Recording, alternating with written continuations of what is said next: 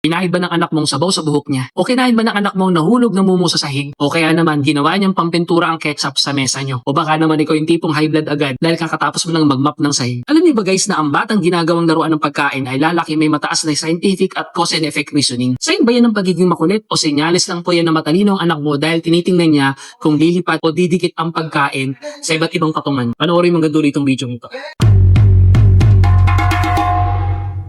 New day, new parenting topic na naman po tayo, mamis at daddies. Welcome nga po pala guys sa day 46 ng serya natin. Pag-usapan naman natin tong dining laboratory ng anak mo. Minsan nakakahilo kapag yung spaghetti sauce naging face mask na ng anak mo. Pero sa totoo lang guys, no, ang pagkain ang unang sensory beam ng mga bata. Kapag pinipitpit nila ang saging o inuhulog ang kanin sa sahig, pinag-aaralan nila ang gravity at ang texture. Tinitingnan po nila kung ano mangyayari pag ginawa nila yan. Hindi po sila guys nananadya napahirapan ka sa paglilinis. Naka-enroll lang talaga sila sa kanilang kitchen physics. Ang paghawak at paglalaro po sa pagkain ay tumutulong din para mas mapabilis nilang matanggap ang iba't ibang lasa at hindi sila magiging pihikan paglaki. Ikaw mami at daddy, anong pinakamahirap na pagkain nilinis mo na kinalat ng anak mo sa bahay niyo? Yung anak ko guys, no, yung natuyo kanin sa ilalim ng lamesa na parang semento na dahil sa sobrang tigas. Tapos yung ketchup, ang dami yung nilagay sa puting pader. Comment nyo naman po ang ginawa ng anak niyo na messy play para magdamayan tayo sa paglilinis. Ito na guys ang mga tips natin para hindi ka ma-stress sa kalat ng anak. Una, the messy uniform. I-ready na po natin guys yung mga lumang t-shirt o sadyang naka-diaper lang anak mo pagkakain siya. Mas madaling paliguan ng anak mo kaysa maglaban ng mantsa sa magandang damit niya. Pangalawa guys, no, floor protection. Gumamit po tayo guys ng mga mat o kahit lumang dyaryo sa ilalim ng mataas na upuan ng anak mo. Isang tupik lang tapos na yung ligpit mo sa sahig. Pangatlo guys, no, encourage self-feeding. Hayaan natin siyang humawak ng sarili niyang kutsara o mag-finger food. Ang messy play po ay training para sa kanilang hand-eye coordination. Kaya sa huli mami at daddy, no, ang mantsa po sa sahig ay madaling punasan. Pero ang curiosity ng bata ay kailangang alagaan. Mapapaisip ka na lang talaga.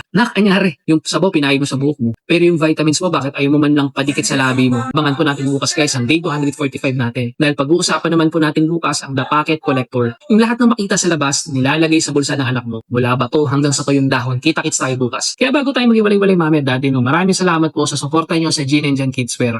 Alam nyo ba na ang bawat pagtangkilik nyo sa mga dekalidad na damit natin ay ang dahilan kung bakit nagpapatuloy po ang ating parenting series na to. Sa mga orders nyo guys, no, direkta nakakatulong kayo para makapag-produce pa tayo lalo ng mga maraming tips at maraming mga aral para sa mga anak natin. Salamat po guys sa pagtitiwala nyo sa amin habang kasama nyo kami nag-guide sa susunod na henerasyon.